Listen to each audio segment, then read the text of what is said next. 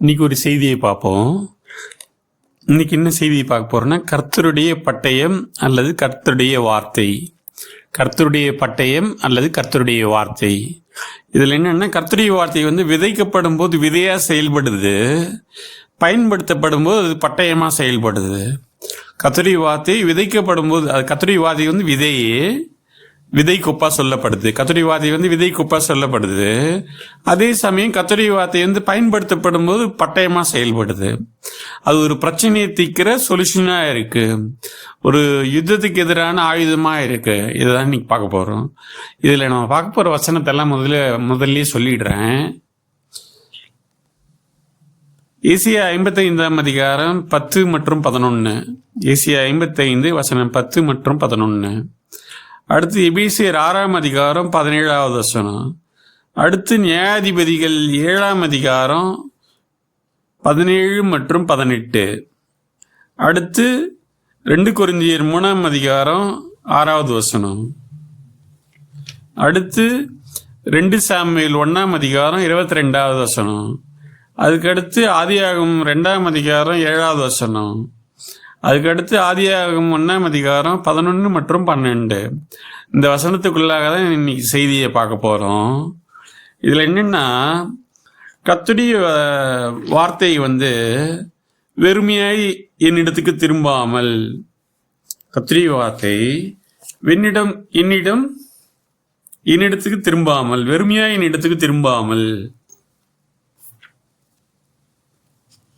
வசனம் வாசிக்கிறேன். ஏசியா 55 10 மற்றும் 11. மாரியும் உறைந்த மழையும் வானத்திலிருந்து இறங்கி அவ்விடத்துக்கு திரும்பாமல் பூமியை நனைத்து அதில் முளை கிளம்பி விளையும்படி செய்து விதைக்கிறவனுக்கு விதையையும் புசிக்கிறவனுக்கு ஆகாரத்தையும் கொடுக்கிறது எப்படியோ அப்படியே என் வாயிலிருந்து புறப்படும் வசனமும் இருக்கும். அது வெறுமையாய் என்னிடத்துக்கு திரும்பாமல் நான் விரும்புகிறதை செய்து நான் அதை அனுப்பின காரியமாகும்படி வாய்க்கும். இதில் என்னன்னா, கர்த்தருடைய வசனம் வெறுமையாய் திரும்பாது.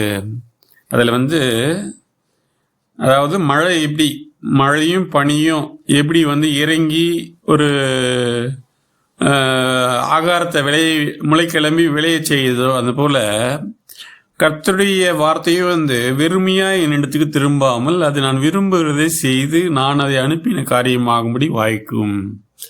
ஒரு கர்த்தருடைய வாயிலிருந்து ஒரு வார்த்தை புறப்படுதுன்னா அது வெறுமையாய் திரும்பாம அந்த காரியம் முடிச்சிட்டு தான் அவர்கிட்ட போய் திரும்ப போகும். இப்போ ஒரு பூமரேங் பார்க்குறீங்க இல்லையா? பூமரேங்கிற வேர்டு கேள்விப்பட்டிருப்பீங்க. இந்த சின்ன வயசுல எல்லாம் கார்ட்டூன் பார்ப்பாங்க. மோக்லியில அவங்ககிட்ட ஒரு பூமராங் இருக்கும், ஒரு ஆயுதம் இருக்கும், காட்டில் வேட்டையாடுறதுக்கு பயன்படுற ஆயுதம். அந்த பூமராங் இப்படி பயன்படுத்தும் போது இப்போ ஒரு குறிப்பிட்ட தூரம் போய் ஒரு காரியத்தை அடிச்சுட்டு திரும்ப அவங்ககிட்டயே செய்கிறோம் அந்த பூமராங். அதான் பூமராங் சொல்லுவாங்க. அதாவது நம்ம பயன்படுத்தும் போது ஒரு இடத்துக்கு போய் தாக்கிட்டு திரும்ப அந்த ஆயுதம் அவங்க கையிலேயே சேரும். அது போலதான் கர்த்தருடைய வசனமும் இருக்கு. அவர் அப்பதான் அந்த காரியம் முடிஞ்சு இன்னொரு இப்போ ஆர்பிஐடின்னு சொல்றோம், வக்கீலுங்கெல்லாம் ஆர்பிஐடின்னு ஒரு லெட்டரு போடுறாங்க. அவங்களுக்கு போய் சேர்ந்த உடனே அதுல அவங்க ஒரு சைன் பண்ணி திரும்ப உங்களுக்கு சேருது. அது போல கர்த்தருடைய வார்த்தை வெறுமையா திரும்பாம அதனுடைய காரியம் வாய்க்கும்படி திரும்புகுது. அடுத்து 2 சாமுவேல் 1:22 கடைசி பகுதி. சவுலின் பட்டயம் வெறுமையாய் திரும்பினதில்லை. அதாவது இங்க என்ன பார்க்கறோம்னா, கர்த்தருடைய வார்த்தையெல்லாம் ஓமையா சொல்லப்படுது. இங்க வார்த்தை என்னன்னா, சவுலின் பட்டயம் வெறுமையாய் திரும்பினதில்லைன்னு இருக்கு. இருந்தாலும் நம்ம இதை எப்படி பார்க்கணும்னா, அந்த பட்டயம் வெறுமையாய் திரும்பினதில்லை இதை மட்டும் பார்ப்போம். பட்டயம்ன்ற இடத்துல இந்த இடத்துல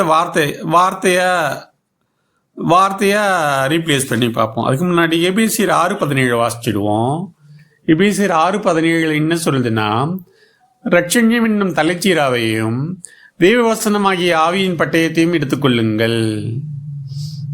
அதாவது தேவவசனம் ஆவியின் பட்டயம், அது ஒரு பட்டயம், ஒரு ஆயுதம். அதை மட்டும் ஞாபகம் வச்சுங்க. பட்டயமாகி தேவவசனமாகிய ஆவியின் பட்டயத்தையும் எடுத்துக்கொள்ளுங்கள்.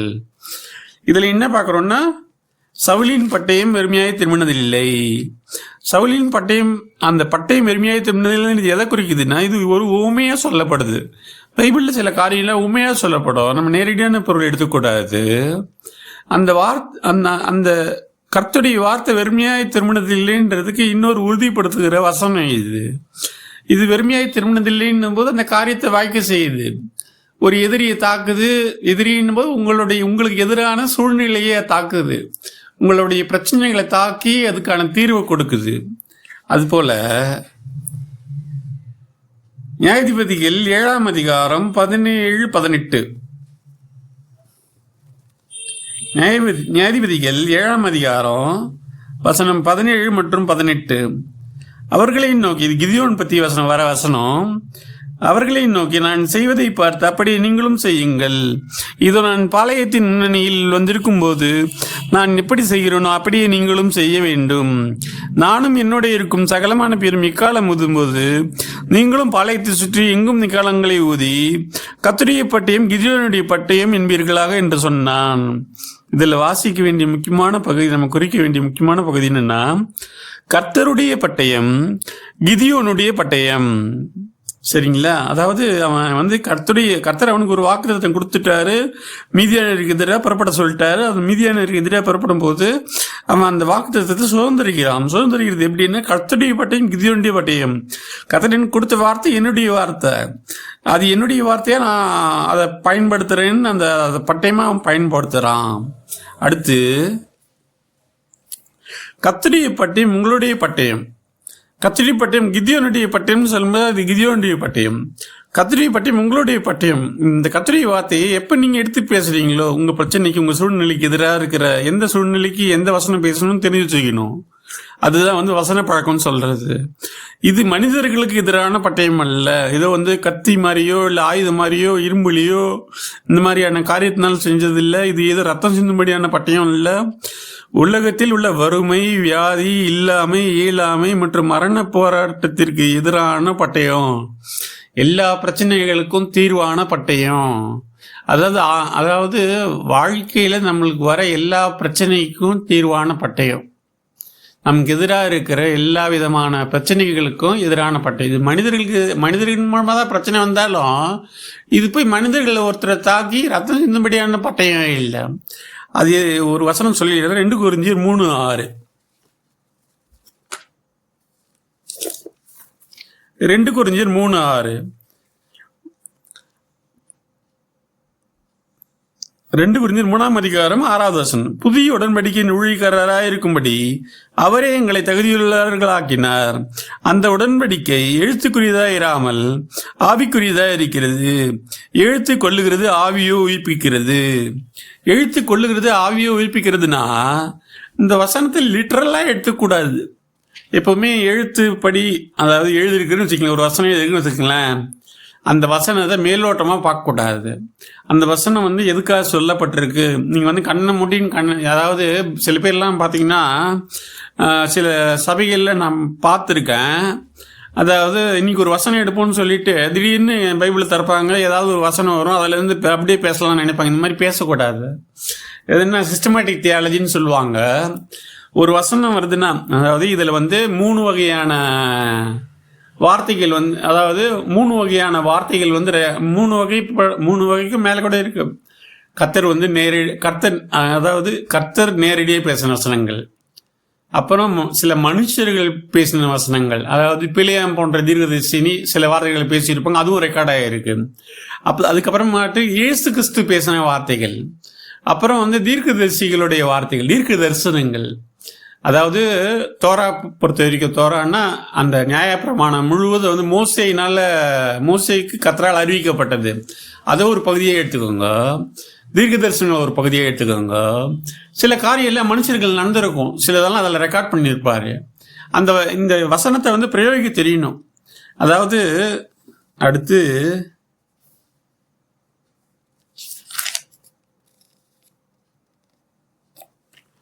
ஆதியாகமம் 1ஆம் அதிகாரம் வசனம் 11 மற்றும் 12.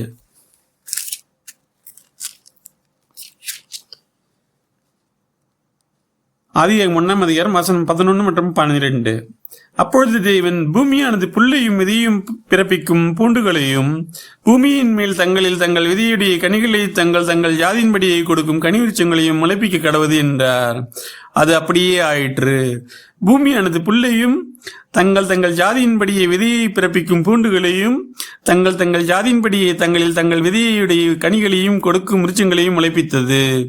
தேவன் அது நல்லது என்று கண்டார். என்ன வசனம் சொல்லுதுன்னா, ஜாதியின்படினா இது என்ன சொல்லுது, கைண்ட் ஆஃப், அதாவது இது வந்து புல் வகையான, அதாவது தாவர வகையான விதையை விதைக்கும் போது அந்த தாவரம் விளையுது. உங்களுக்கு எடுத்துக்காட்டு சொல்லணும் போது, ஆப்பிள் சீடு, ஆப்பிளோட சீடு போடும்போது ஆப்பிள் முளைக்க ஆரம்பிக்குது, அந்த செடி முளைக்க ஆரம்பிக்குது. இப்போ மாம்பழத்துக்கு உண்டான அந்த விதையை விதைக்கும் போது மாங்காய் மரம் முளைக்க ஆரம்பிக்குது, அந்த அது துளிர் விட ஆரம்பிக்குது. இப்போ வந்து ஒரு விதை, அந்த விதை வந்து எந்த கனி கொடுக்கும்படி அது வந்து இருக்குதோ அந்த ரகம். இப்போ பார்த்தீங்கன்னா திராட்சைக்கு ஒரு விதை, அப்புறம் ஆப்பிளுக்கு ஒரு விதை, அப்புறம் என்ன எல்லா பழங்களுக்கு இல்லைங்களா, அந்த மாதிரி அந்தந்த விதை அந்தந்த கனி தான் கொடுக்கும். அதாவது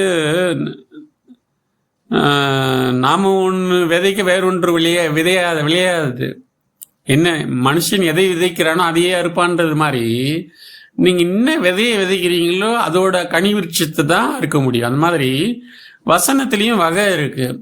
இது வந்து வியாதிக்கு எதிராக பேச வேண்டிய வசனம், இது வந்து கடன் பிரச்சனைக்கு எதிராக பேச வேண்டிய வசனம், இது வந்து ஆவிக்குரிய யுத்தத்துக்கான வசனம், இது வந்து புத்தியை தெளிவிக்கிறதுக்கான வசனம், இது வந்து உங்களுக்கு என்ன விடுதலையை கொடுக்கறதுக்கான வசனம், இது வந்து சகல வியாதிகளையும் சகல நோய்களையும் தீர்க்கிற வசனம். ஒரு வசனம் சொல்றேன் பாருங்க, கிளையாத்திலேயே பிசின் தைலம் இல்லையா, ரணவைத்தியனும் அங்கே இல்லையா, ஏன் என் குமாரத்தி சொஸ்தமடையாமல் போனால் எருமையால வாசிப்பீங்க. அந்த கிளையாத்திலே பிசின் தைலம் இல்லையா, ரணவைத்தியனும் அங்கே இல்லையா, ஏன் என் ஜனமாகி என் குமாரத்தி சொஸ்தமடையாமல் போனால்னு சொல்லியிருக்கோம். அந்தபடி இந்த வசனம் வந்து ஒரு ஔஷதம், மருந்து மாதிரி. வசனம் வந்து விதைக்கும் போது விதையா செயல்படுது, அது மருந்தாகவும் செயல்படுது, அது உங்களுக்கு பிரச்சனைக்கான பட்டயமாகவும் செயல்படுது. அதை நீங்கள் எந்த பிரச்சனைக்கு எப்படி செயல்படுத்தணுன்றதை பொறுத்து. இதை எப்படி பயன்படுத்தலாம்னா 2:7 ஆதியாகமம் 2ஆம் அதிகாரம் 7வது வசனம், 2ஆம் அதிகாரம் 7ஆம் வசனம். தேவனாகிய கர்த்தர் மனுஷனை பூமியின் மண்ணினாலே உருவாக்கி ஜீவ சுவாசத்தை அவன் நாசிலே ஊதினார், மனுஷன் ஜீவாத்மாவானான்.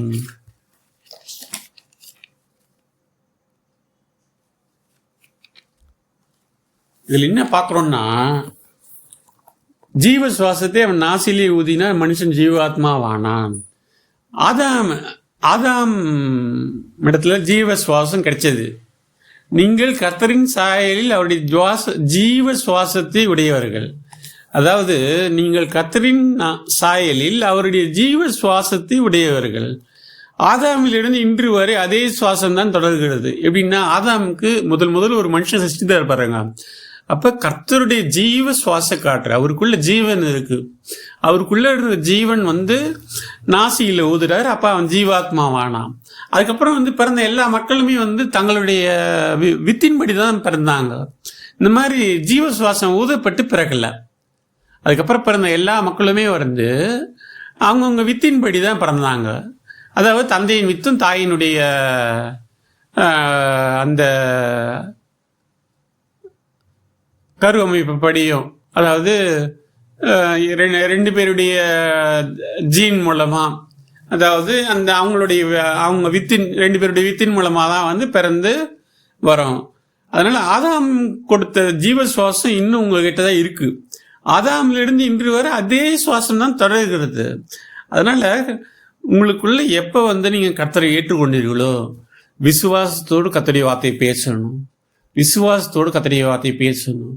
எப்படின்னா, இப்போ நீங்கள் கர்த்தருடைய சாயலில் படைக்கப்பட்டிருக்கீங்க. உங்களுக்குள்ள அதே சுவாசம் தான் இன்றைக்கும் இருக்குது. அதே சுவாசம் இருக்கும்போது கர்த்தருடைய வார்த்தையை நீங்கள் பேசணும். ஜீவனுள்ள வாக்குத்தத்தங்களை தேடி நீங்கள் பேசணும். அது வெறுமையாக திரும்பாமல் காரியத்தை வாய்க்க செய்யும். இப்போ கர்த்தருடைய வார்த்தைய கர்த்தரால படைக்கப்பட்ட கர்த்தருடைய சாயல்ல இருக்க ஒரு மனுஷன் பேசும்போது கர்த்தரே பேசுகிற மாதிரி அது. அவருடைய ஸ்தானாதிபதியா நீங்க இருக்கிறீங்க.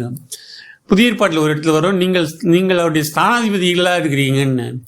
அதாவது ஒரு அமெரிக்காவில் இருக்கிற ஒரு அதிபர் ஒரு ஆர்டர் இஷ்யூ பண்ணுறாருன்னு வச்சிங்களேன், இங்கே எம்பசியில், அதாவது இங்கே அவருடைய அம்பாசிடர், இங்கே இங்கே ஒருத்தர் இருப்பார், அவருடைய அம்பாசிடர்.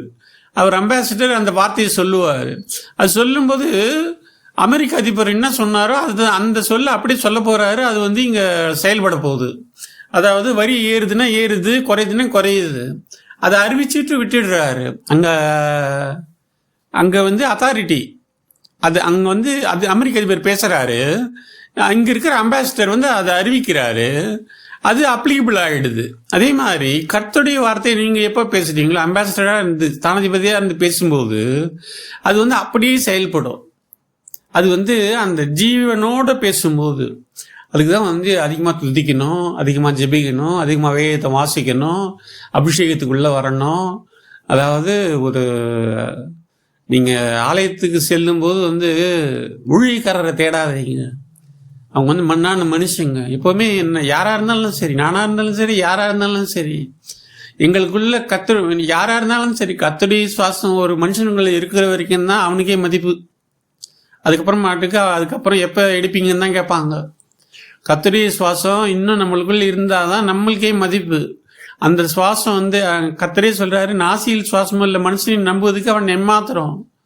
அது அவன் சுவாசம் இல்லைப்பா, அவனுக்குன்னு இயல்பா, அதாவது சுயம்பா, அதாவது அவனுக்கு தானாக உண்டானது இல்லை, அது கர்த்தர் கொடுத்தது. அதனால் கர்த்தரை தான் நம்பி இருக்கணுமே தவிர இந்த நாசியில் சுவாசம் இல்லை இந்த மனுஷனை நம்பக்கூடாதுன்றாரு. ஏன்னா இதை கொடுத்தவர் கர்த்தர், அவரை நம்பி இருக்கணும், அவருடைய வார்த்தையை பேசணும். அதாவது ஹையர் அத்தாரிட்டி அவர் தான்.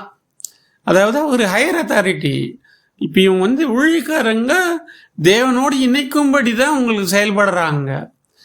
ஊழியக்காரருடைய வேலை என்னன்னா தேவனோடு ஒப்புரவாகுதலின் ஊழியத்தை செய்யறதுக்கு தான். முதல்ல உங்கள் ஆவியை கர்த்தருடைய ஆவியோடு இணைக்கணும், அப்புறம் வசனத்தில் வளர்க்கணும், அபிஷேகத்துக்குள்ளே நடத்தணும், அப்புறம் வந்து உங்களை ஒரு என்ன சொல்கிறது, ஒரு மனவாட்டியாக நிறுத்தணும்.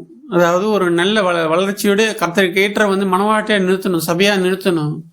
அதாவது இதில் வந்து நீங்கள் சில நேரத்தில் பின்வாங்கி போவீங்க, சில நேரத்தில் கஷ்டப்படுவீங்க. இந்த நேரத்தில் எல்லாம் பாவம் செய்யும்போது, சில நேரத்தில் பின்மாற்றம் வரும்போது நீங்கள் திரும்பவும் கர்த்தரோட ஒப்புரவாகிறதுக்கான காரியத்தை செய்கிறவங்க தான் ஊழியக்காரங்க.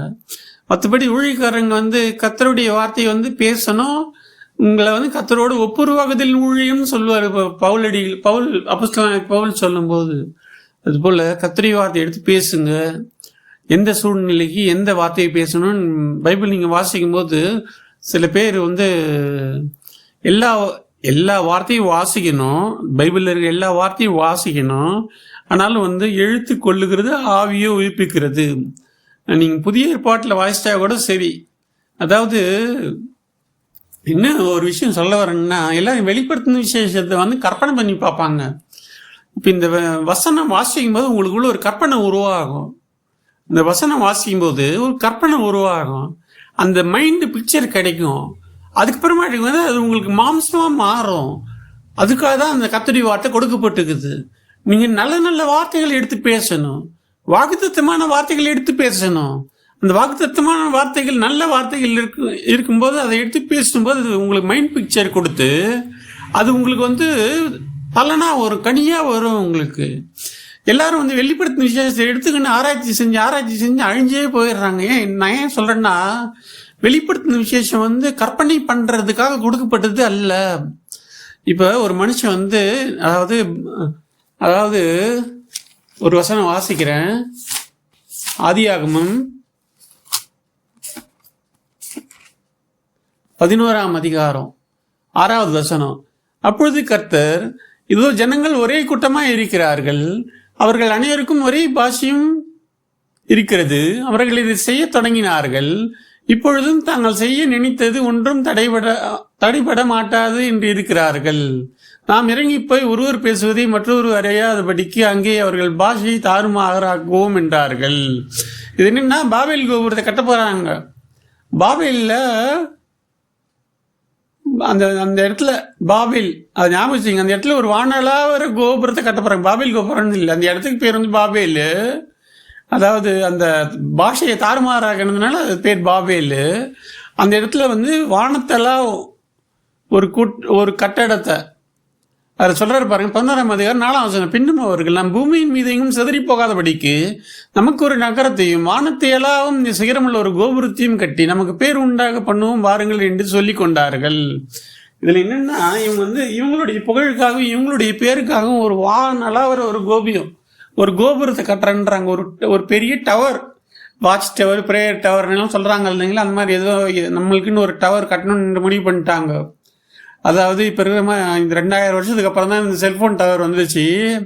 இது 2000 வருஷத்துக்கு முன்னாடி, இது ஆதியாகம காலத்திலேயே டவர் கட்டணும்னு அவங்க முடிவு பண்ணிட்டுக்கிறாங்க. இதில் நான் சொல்ல வேண்டியதை சொல்லிடுறேன், நகைச்சுவை அப்பாற்பட்டது. இப்பொழுதும் தாங்கள் 6வது வருஷத்தில் வாசிங்க. இப்பொழுதும் தாங்கள் செய்ய நினைத்தது ஒன்றும் தடைபட மாட்டாது என்று இருக்கிறார்கள்.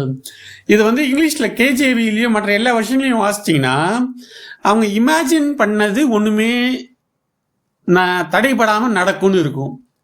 அதாவது அவங்க இமேஜின் பண்ணது, அவங்க கற்பனை பண்ணது அப்படியே நடக்கும். அது கற்பனை சக்தின்னு சொல்லுவாங்க. ஒவ்வொன்று அது வந்து ஏன் தெரியுங்களா, கற்பனை சக்தின்னு சொல்கிறாங்க, கற்பனை ஆற்றல்னு சொல்கிறாங்க. அது கற்பனை செய்கிறது வந்து அப்படியே வரும், அந்த கற்பனை பண்ணுறது வந்து அப்படியே நடக்கும். அதனால தான் வந்து கர்த்தர் அந்த இடத்துல வந்து ஒரு தடையை வைக்கிறாரு. இதே மாதிரி தான் வந்து வெளிப்படுத்தின விசேஷம் எதுக்கு கொடுக்கப்பட்டிருக்குதுன்னா, வெளிப்படுத்தின விசேஷம் வந்து கர்த்தருடைய, அதாவது இந்த பூமியை அழிக்கணும் ஒரு மனுஷன் எழும்பி, ஒரு மனுஷன் வந்து அந்திகிறிஸ்துவா கூட இருக்கட்டும், அந்திகிறிஸ்துன்னா கர்த்தருக்கு எதிராகன்னு அர்த்தம். அந்த சில பேர் வேறு வேறு வார்த்தையெல்லாம் சொல்கிறாங்க. இப்போது ஏதோ ஒரு காரணத்தினால ஒரு மனுஷன் எழும்பிடுறான்னு வச்சுக்கோங்க, ஏதோ ஒரு வழியினால வேதனால ஒரு மனுஷன் எழும்பிடுறான். அப்போ வந்து அவன் கற்பனை பண்ணி அந்த கற்பனை ஆற்றல்னால ஒரு சக்தி பெற்று ஒரு பெரிய மனுஷனாக, இந்த வானலாவர மனுஷனாக எழும்பாதபடிக்கு கர்த்தர் ஒரு கற்பனை வச்சிருக்கிற, அதுதான் வெளிப்படுத்தின விசேஷம். இது யோவானுக்கு கொடுக்கப்பட்ட ஒரு கற்பனைன்னா ஒரு இமேஜினேஷன், அவனுக்கு தரிசனத்தில் கிடைச்சது.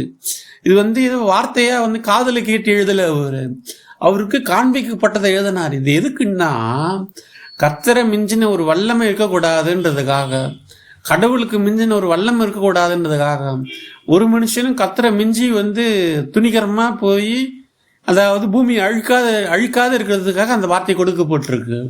வெளிப்படுத்தின விசேஷம் அப்படியே நடக்குமான்னு சொல்லினே இருந்தீங்கன்னு வச்சிங்களா, அப்படியே நடந்தால் மனுஷங்களாம் என்ன ஆகுறது? அதாவது பூமியில் ஒரு சமாதானம் இருக்கணும். பூமியில் அதாவது நீங்கள் ரசிக்கப்பட்டு இருப்பீங்க, உங்கள் குடும்பம் ரசிக்கப்பட்டு இருக்கும், உங்கள் சபையில் நிறைய கூட்டம் இருக்கும். அதோட போதும், நம்ம எழுப்புதல் வந்தவுடனே ஏதோ வந்தவர்கள் வரட்டும், மீதி வந்து இருக்கிறவங்க 7 முதிரைகள் உடைக்கப்படட்டும், 7 எக்காலம் ஊதப்படட்டும், 7 கோப கலசங்களை ஊற்றப்படட்டும்னு நீங்கள் பாட்டுன்னு போய் பரலோகத்தில் சந்தோஷமாக இருக்க முடியுமா?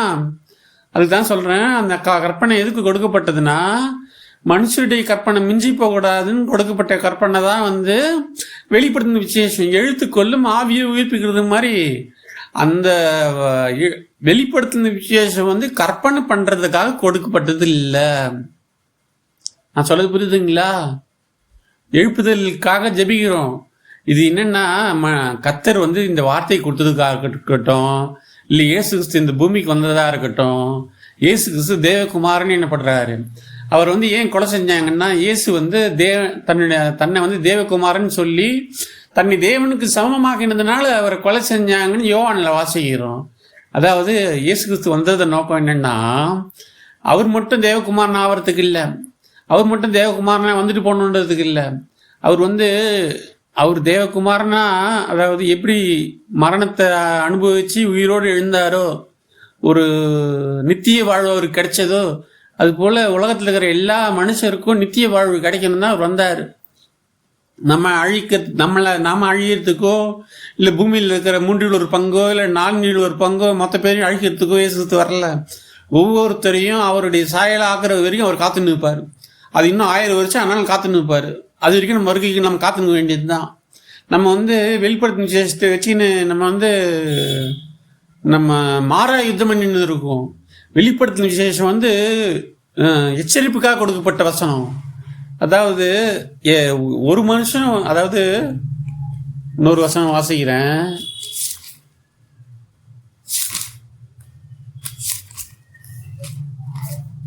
யாக்கோபு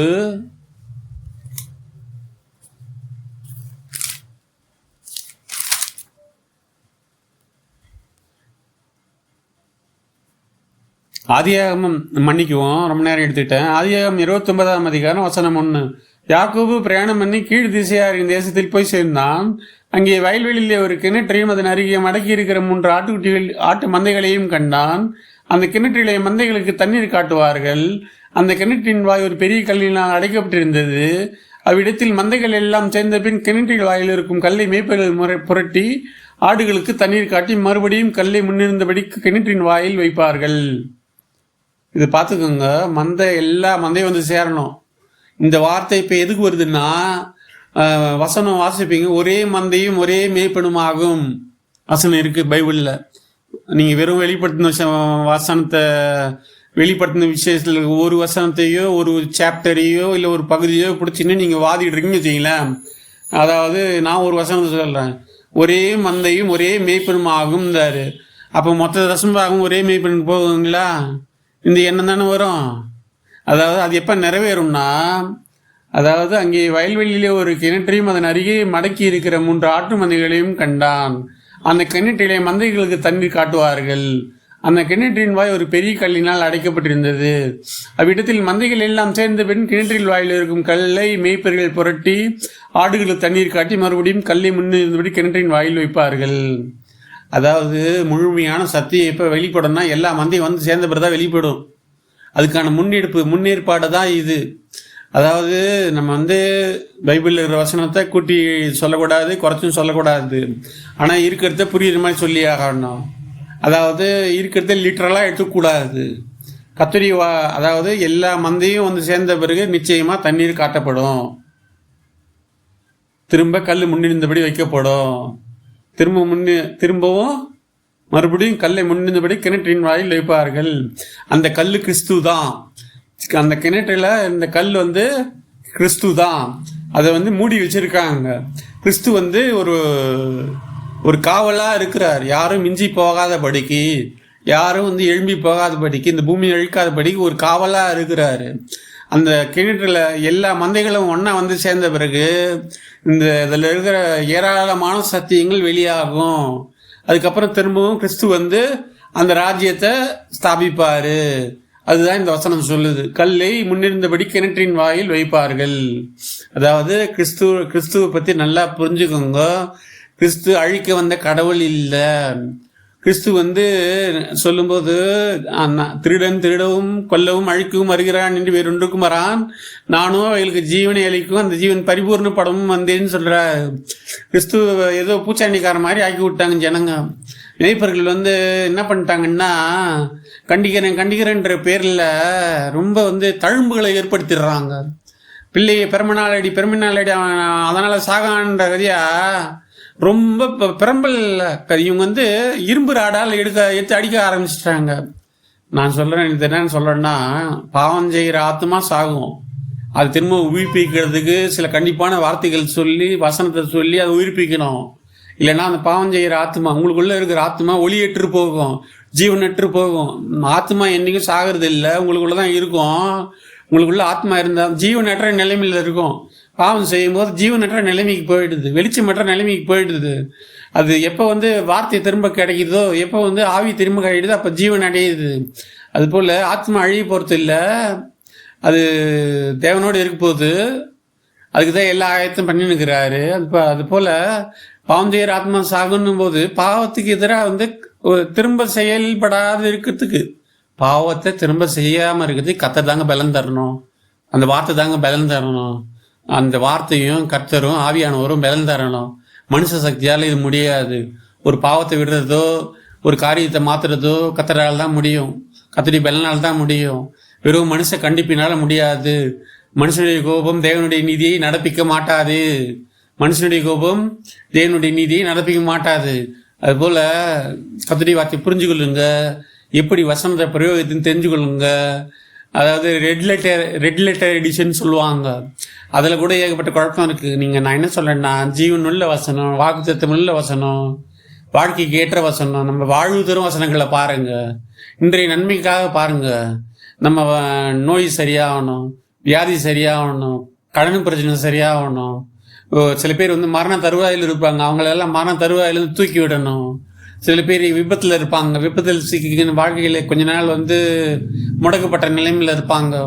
இப்போ மாற்றுத்திறனாளிகள் பார்த்தீங்கன்னா வாழ்க்கையெல்லாம் முடக்கப்பட்டிருக்கு. அந்த மாற்றுத்திறனாளிகளுடைய வாழ்க்கையை பார்க்கணும். முதியோர்கள் எல்லாம் பார்த்தீங்கன்னா இப்போல்லாம் முதியோர் ஆசிரமத்துக்கு தளர நிலைமையில் எத்தனையோ பேர் குடும்பத்தில் இருக்கிறாங்க. இந்த பூமியை விட்டு வறுமை, இந்த நோய், வியாதி, வலி, இந்த நரகம் போன்ற இருக்கிற இந்த வாழ்க்கையை சொர்க்கம் போல மாற்றுறது தான் இயேசு கிறிஸ்து 2000 வருஷத்துக்கு முன்னாடி வந்தார். திரும்ப வரப்போகிறதும் அதுக்காக தான். ஏதோ நியாயத்தீர்ப்புக்காக வராருன்னா நியாயத்தீர்ப்புன்னே சொல்லி நம்ம சபைக்கு யாரையுமே வராத பண்ணிட்டோம். கர்த்தர் வசனம் என்னன்னா, கர்த்தர் நியாயத்தீர்க்க மட்டும் இல்லை, கர்த்தருடைய ராஜ்யத்தை ஸ்தாபிக்கவும் வராரு. அவர் அன்புள்ளவர்ன்றது ஒரு பகுதி, கண்டிப்புள்ளவர் இருக்கிறது ஒரு பகுதின்னு சொல்லி நம்ம என்ன பண்ணுறோம்னா, அன்பு அவருடைய அன்புக்கு எல்லையே இல்லைங்க. அவருடைய அன்புக்கு எல்லையே இல்லைன்னா ஜீவனை கொத்துக்கிறாருங்க. சிலுவையில் அவர் அடைஞ்ச வேதனை எப்படின்னா, நீங்கள் ஒரு பிரெட்டு கட் பண்ணி ஸ்லைஸ் பார்த்துருக்கீங்கல்ல, ஒரு பிரெட் ஸ்லைஸ் பண்ணி ஒரு பேக்கெட்டில் அடைச்சிருப்பாங்க. சிலுவையில் அந்த மாதிரி ஒரு பிரெட் ஸ்லைஸ் பண்ணி கட் பண்ணி ஒரு பேக் பண்ணால் அந்த மாதிரி அவருடைய சரீரம் பிற்கப்பட்டது. ஏதோ உங்களுக்கு தர அப்பம் மாதிரியோ, உங்கள் சபையில் தர சின்ன அப்பம் மாதிரியோ, ரவுண்டாக ஏதோ ஒரு தர மாதிரி அப்பம் மாதிரியோ, இல்லை எந்த வகையிலோ பிரெட்டோ பண்ணோ எந்த அப்பம் மாதிரியெல்லாம் அவர் பிற்கப்படலை. அதாவது ஒவ்வொரு அணுவும் அவருக்குள்ளே பிற்கப்பட்டது. அதாவது ஒவ்வொரு அணுவாக சிதைக்கப்பட்டார் அவர். அதாவது அவர் வச்சிருக்கிற அன்பு, அவருடைய அன்பை புரிஞ்சுக்கிட்டா போதுங்க. இந்த பைபிள் முழுக்க என்னதை நம்ம வாசிக்கணும், அவர் நம்ம மேலே எப்படி அன்பு செலுத்திக்கிறாருன்னு பார்க்கணும். தேவ கோபாக்கினே இது அப்புறம் ஒரு பக்கம் வையுங்க. தேவனுடைய அன்பை ருசிச்சுட்டா உங்களால் தேவனை விட்டு பிரிய முடியாது. தேவனுடைய அன்பை ருசி பாருங்க, பூமியில் ருசி பாருங்க. தேவனோட இப்போ பூமியில் வாழறது, என்னைக்கும் பூமியில் வாழறது, நித்தியமாக தேவனோட வாழறது. இதுக்காக தான் பைபிள் கொடுக்கப்பட்டிருக்கு, இந்த வார்த்தை கொடுக்கப்பட்டிருக்கு. இதை நம்ம தொடர்ந்து நம்ம தியானிக்கும் போது நல்லதையே தியானிங்க, மற்றது எதையுமே தியானிக்காதீங்க. கடினமான வசனங்கள்லாம் விட்டுட்டு நல்ல உங்களுக்கு வாழ்வு தரும் வசனங்களை வாசிங்க, ஜீவன் தரும் வசனங்களை வாசிங்க, ஔஷதமாக இருக்கிற வசனங்களை வாசிங்க, தேனிலும் மதுரமான வசனங்களை வாசிங்க. அந்த மாதிரி இந்த நல்ல வசனங்களை வாசிங்க. இந்த காலத்தில் எச்சரிப்பு காட்டிலும் தேவ அன்பு தான் அதிகமாக சொல்லணும். எல்லாரும் சோர்ந்து போயிட்டாங்க. அக்கிரமம் மிகுதியாவதினால் அன்பு தணிந்து போகும்ன்றாரு. அன்பு தணிந்து போகிற அன்பு தணிந்து போகிற காரணத்தில் கண்டிப்பு அவசியமா இல்லை அன்பு அவசியமான்னு கேட்டால் அன்பு தான் அவசியம்னு சொல்லுவேன். அன்பே இப்போது விசுவாசம், நம்பிக்கை, அன்பு மூன்றும் உள்ளது. இதில் அன்பே சிறந்ததுன்னு சொல்றது போல அந்த 1 Corinthians 13 அன்பு பிரதானப்படுத்துங்க. உங்களால் முடிஞ்ச அன்பு வெளிப்படுத்துங்க. வெறும்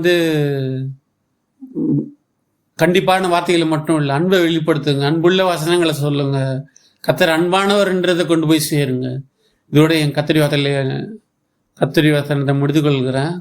கர்த்தர் நாமத்தை ஸ்தோத்திரம். ஆமென். இதோட என் வார்த்தைகளை முடித்துக் கொள்கிறேன்.